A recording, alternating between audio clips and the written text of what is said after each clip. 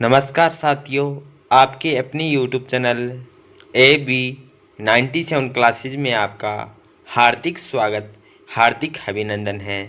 आज हम कक्षा 7 जो इतिहास है उसका अध्याय नंबर पहला था हमारा 1000 वर्षों के दौरान हुए परिवर्तन की पड़ताल, ये हम अध्ययन कर रहे थे। इससे पहले हम एक क्लास हम कर चुके हैं। जिस भी साथी ने वो क्लास नहीं देखी है तो उनको ज़रूर देखें, क्योंकि हम जो ये NCERT सीरीज है वो हम कर रहे हैं। तो आज के इस सेशन को हम शुरू करते हैं। नए सामाजिक और राजनीतिक समूह सन 700 और 1750 के बीच 1000 वर्षों का अध्ययन इतिहासकारों के आगे भारी चुनौती रखता है, मुख्य रूप से इसलिए कि इस पूरे काल में बड़े पैमाने पर और उनके तरह के परिवर्तन हुए कि जो 700 और 1750 के बीच है, जो 1000 वर्ष लगे हैं। इसका अध्ययन करने के लिए इतिहासकारों के आगे बहुत भारी चुनौती है। इन 1000 वर्षों में क्या परिवर्तन हुआ, कौन से नए राजनीतिक समूह आए, कौन से सामाजिक परिवर्तन हुए, ये इतिहासकारों के लिए बहुत ही बड़ी चुनौती है। मुख्य रूप से इसलिए इसके पूरे काल में बड़े पैमाने पर अनेक तरह के परिवर्तन हुए थे कि इस पूरे काल में जो 1000 वर्ष है, 700 से 750 के 1750 के बीच में है, बहुत परिवर्तन हुए थे। इस काल में अलग अलग समय में नई प्रौद्योगिकी, नई टेक्नोलॉजी के दर्शन होते हैं कि जो 700 से 1750 के बीच में है, इसमें नई टेक्नोलॉजी आई और इन नई टेक्नोलॉजी से क्या परिवर्तन हुए, ये बहुत ही रोचक बात है, क्योंकि इन नई टेक्नोलॉजी का विस्तार हुआ दर्शन होते हैं। जैसे कि सिंचाई में क्या था, रहट, कताई में चरखे और युद्ध में आग्नेयास्त्रों या बारूद वाले हथियार का इस्तेमाल किया जाने लगा था। कि इस 1000 वर्षों के दौरान जो नई टेक्नोलॉजी आई है वो कौन सी टेक्नोलॉजी थी। जैसे है सिंचाई के लिए किस विधि का प्रयोग करते थे, सिंचाई के लिए जो रहट का प्रयोग किया जाता था, कताई के लिए चरखे का प्रयोग किया जाता था, युद्ध में जो है आग्नेय शस्त्र है, जो ये बारूद वाले हथियार का इस्तेमाल किया जाता था। इस उपमहाद्वीप में नई तरह का खान पान भी आया कि जो इस उपमहाद्वीप में नई तरह का खान पान भी आया। आलू, मक्का, मिर्च, चाय और कॉफ़ी। ध्यान रहे कि तमाम परिवर्तन, नई प्रौद्योगिकी और फसलें उन लोगों के जो विचार थे, वो नए विचार हैं वो लेकर आए थे। कि सबसे बड़ी इम्पोर्टेंट बात यहाँ से है कि इन 1000 सालों के दौरान क्या क्या परिवर्तन हुए थे। इन 1000 सालों के दौरान जो परिवर्तन हुए हैं वो हुए हमारे सामाजिक परिवर्तन, राजनीतिक परिवर्तन। जैसे हम एग्जाम्पल भी दे सकते हैं कि नई टेक्नोलॉजी का विस्तार हुआ है इन 1000 सालों में, तो नए नए विचार भी आए हैं। परिणाम स्वरूप यह काल आर्थिक, राजनीतिक, सामाजिक, सांस्कृतिक परिवर्तन का भी काल रहा था। जो ये 1000 वर्ष है, 700 से 1750 के बीच जो दशक है, ये किस किस का क्या क्या परिवर्तन लेकर आया है, तो हम कहेंगे जी आर्थिक परिवर्तन लेके आया है, राजनीतिक परिवर्तन लेके आया है, सामाजिक परिवर्तन लेकर आया है, सांस्कृतिक परिवर्तन का भी काल रहा है। अध्याय 5 और 6 में आप इनके बारे में हम जानेंगे। जब अध्याय नंबर 5 आएगा, अध्याय नंबर 6 आएगा, अध्याय नंबर 7 आएगा, तो हम अध्ययन करेंगे किस प्रकार आर्थिक परिवर्तन हुए थे, किस प्रकार राजनीतिक, सामाजिक और सांस्कृतिक परिवर्तन हुए थे। इस युग में लोगों की गतिशीलता, एक स्थान से दूसरे स्थान पर आना जाना बहुत बढ़ गया था।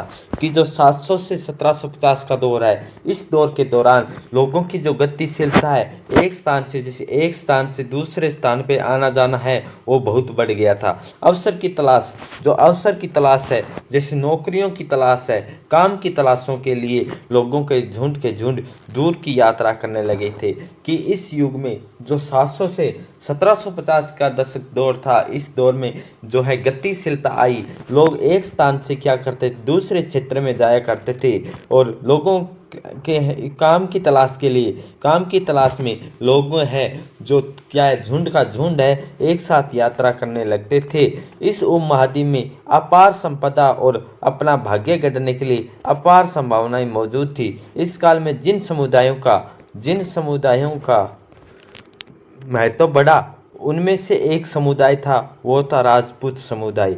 जो इन इन समुदायों में से जिनका एक महत्व बड़ा था, वो कौन सा समुदाय था? तो हम कहेंगे जी, एक राजपूत था जिसका नाम राजपुत्र अर्थात राजा का पुत्र। राजपूत समुदाय है, ये इसका किससे निकला है ये राजपूत समुदाय? तो राजपुत्र अर्थात राजा के पुत्र से इस समुदाय का नाम पड़ा है राजपूत। 8वीं से 14वीं शताब्दी के बीच ये नाम आमतौर पर युद्ध के उस समूह के लिए प्रयुक्त होता था जो क्षत्रिय वर्ण होने का दावा करते थे, जो राजपूत है। इंपॉर्टेंट क्वेश्चन बन सकता है हमारा कि जो ऑल कॉम्पिटिटिव एग्जाम है, साथ साथ में जो यूपीएससी की तैयारी करें, उनके लिए भी हमारा यहाँ से बढ़िया इंपॉर्टेंट लाइन बन सकती है कि जो राजपूत है, राजपूत समुदाय कहाँ से उत्पन्न हुआ है? जो राजपूत समुदाय है जिसका नाम राजपुत्र अर्थात राजा का पुत्र से निकला है। वेरी वेरी इंपॉर्टेंट क्वेश्चन रहेगा कि किस सदी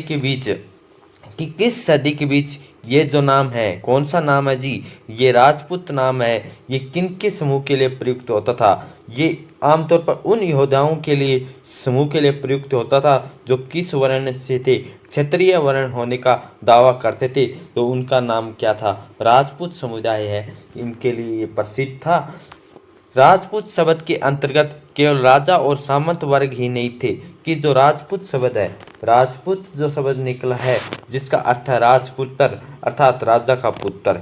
और 8वीं से 14वीं शताब्दी के बीच ये आमतौर पर किनके लिए प्रयुक्त होता था? तो हम कहेंगे जी, योद्धाओं के लिए प्रयुक्त होता था। किसके लिए जी? योद्धाओं के लिए। ये किस वर्ण से होने का दावा करते थे? जो क्षत्रिय होने का वर्णन करते थे, दावा करते थे। राजपूत शब्द के अंतर्गत केवल कौन कौन से वर्ग आते थे? राजा और सामंत वर्ग नहीं आते, बल्कि वे सेनापति और उनके सैनिक भी आते थे जो पूरे उपमहाद्वीप में अलग अलग शासकों की सेनाओं में सवार थे। कि वो इसमें क्या बताया जा रहा है कि राजपूत शब्द है केवल राजा और सामंत वर्ग के ही नहीं थे। कौन है? राजा और सामंत वर्ग भी नहीं थे, बल्कि कौन थे इसमें शामिल? उसमें शामिल थे सेनापति और सैनिक भी आते थे जो पूरे उपमहाद्वीप में अलग अलग शासकों की सेनाओं की में सेवारत थे। कवि और चारण राजपूतों की आचार संहिता, प्रबल पराक्रम और स्वामी भक्ति का गुणगान करते थे। जो कवि है, जो चारण थे, वो है राजपूतों की आचार संहिता, प्रबल जो है पराक्रम और स्वामी भक्ति का क्या गुणगान करते थे? कौन करते थे? कवि और चारण।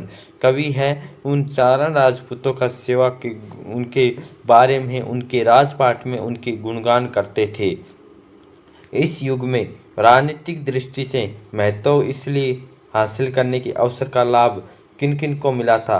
कि राजनीतिक दृष्टि से महत्व हासिल करने के अवसर का जो लाभ मिला है, मराठा, सिख, जाट, अहोम, कायस्थ, मुख्य लिपिक और मुंशियों को कार्य करने वाली जाति आदि समूह ने भी उठाया है।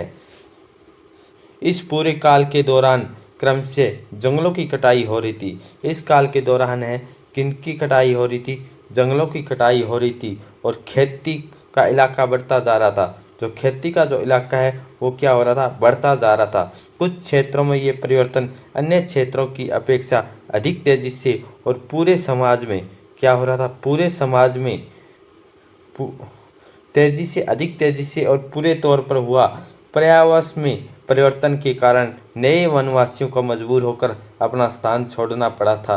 किस कारण से वनवासियों को मजबूर होकर अपना स्थान छोड़ना पड़ा था? वो था जो पर्यावरण में परिवर्तन होने के कारण वनवासी जमीन की जुताई करने और कृषक बन गए थे। जो वनवासी जमीन थे, जो वनवासी है, वो जमीन की जुताई करने वाले वो क्या बन गए थे?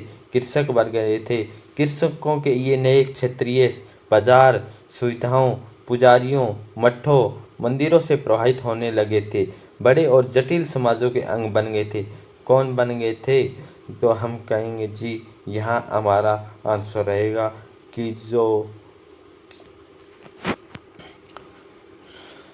जटिल और सामंत समाजों के अंग बन गए, उन्हें कर चुकाने पड़ते थे और स्थानीय मालिक वर्ग की बेगार करनी पड़ती थी। परिणाम स्वरूप किसानों के बीच आर्थिक और सामाजिक अंतर उभरने लगा था। कि आर्थिक है, सामाजिक है और किसानों के बीच क्या अंतर उभरने लगा। कुछ के पास ज़्यादा उपजाऊ ज़मीन होती थी तो कुछ लोग मवेशी भी पालते थे, कि कुछ लोग तो ज़मीन होती थी और जिनके पास कुछ लोग क्या करते थे, मवेशी पालते थे। कुछ लोग खेती में खाली समय में दस्तकारी आदि का कुछ काम कर लेते थे। जिनका जो दस्तकारी है उनका भी काम कर लेते। जैसे जैसे समाज में अंतर बढ़ने लगा, जैसे जैसे समाज में अंतर बढ़ने लगा, लोग जाति और उपजातियों में बांटे जाने लगे थे। जैसे समाज में क्या है अंतर बढ़ने लगा तो कैसे कैसे लोग हैं उसमें बदलने लगे, जाति और उपजातियों में बदलने लगे। उनकी पृष्ठभूमि, व्यवसायों के आकार, उन्हें समाज में ऊंचा और नीचा दर्जा दिया जाने लगा था। यह दर्जा स्थायी नहीं था। किसी जाति विशेष के सदस्यों के हाथों में कितनी सत्ता, प्रभाव और संसाधनों का नियंत्रण है, इसके आधार पर हम उसके दर्जे बदलते रहे। एक ही जाति का किसी क्षेत्र में कोई दर्जा हो सकता है और इस किसी अन्य क्षेत्र में कोई और भी हो सकता है। अपने सदस्यों के व्यवहार का नियंत्रण के लिए जातियां स्वयं अपने अपने नियम बनाती। अपने सदस्यों का व्यवहार का नियंत्रण करने जो सदस्य है उनके व्यवहार का नियंत्रण करने के लिए जातियां स्वयं ही अपना अपना नियम बनाती थी। इन नियमों का पालन जाति के बड़े बुजुर्ग की एक सभा करवाती थी। कौन करवाते थे इन नियमों का पालन? एक जाति के बड़े समुदाय है बुजुर्ग था, वो क्या करता था, इस सभा करवाता था। कुछ इलाकों में जाति पंचायत भी कहा जाता था, कुछ इलाकों को क्या कहा जाता, जाति पंचायत। लेकिन जातियों को अपने निवास के गांव के रिवाजों का ही पालन करना पड़ता था। इसके अलावा कई गांव पर मुखिया का शासन होता था और मिलाकर वो किसी राज्य की छोटी इकाई भर होती थी। छोटी छोटी इकाइयाँ वो भर होती थी।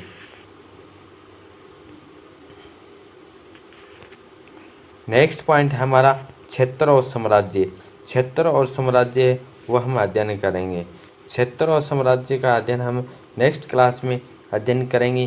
तो जो भी साथी है इस चैनल पे पहली बार आए हैं तो इस चैनल को सब्सक्राइब ज़रूर करें, क्योंकि ये जो हमारी क्लास है 7th क्लास के साथ साथ जो हरियाणा CAT की जो तैयारी करे उनके लिए भी ये क्लास इम्पोर्टेंट रहेगी। और साथ साथ में ऑल कॉम्पिटिटिव एग्ज़ाम है उनके लिए भी ये क्लास है वो बहुत इम्पोर्टेंट रहेगी। जो भी साथी इस चैनल पे अभी पहली बार हैं तो इस चैनल को सब्सक्राइब ज़रूर करें और लाइक शेयर और कमेंट सेक्शन में ज़रूर बताएं कि क्लास कैसे रही।